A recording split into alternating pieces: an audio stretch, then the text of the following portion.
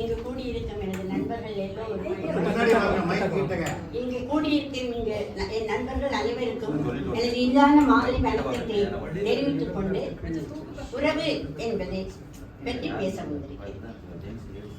உறவு என்பது நமக்கு தெய்வத்தால் வழங்கப்பட்ட ஒரு வரம். அது மிகவும் தெய்வீகமானது.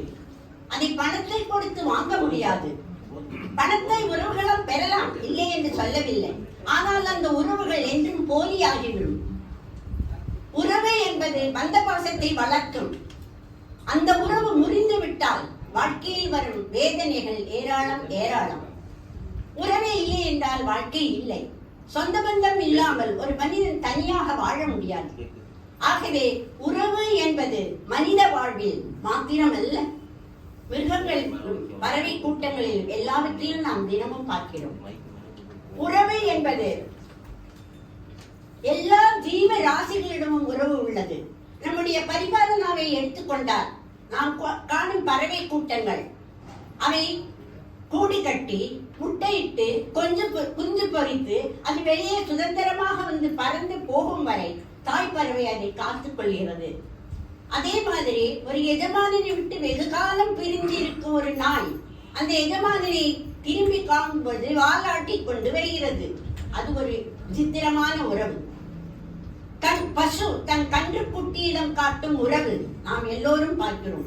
அந்த உறவுக்கு இணை எதுவுமே இல்லை. ஒரு குழந்தை தொப்பில் கொடியில் இருந்து வரும் பொழுது தாய் என்ற உறவோடு வருகிறது. அந்த தாய் தந்தை என்ற உறவை வளர்க்கிறாள்.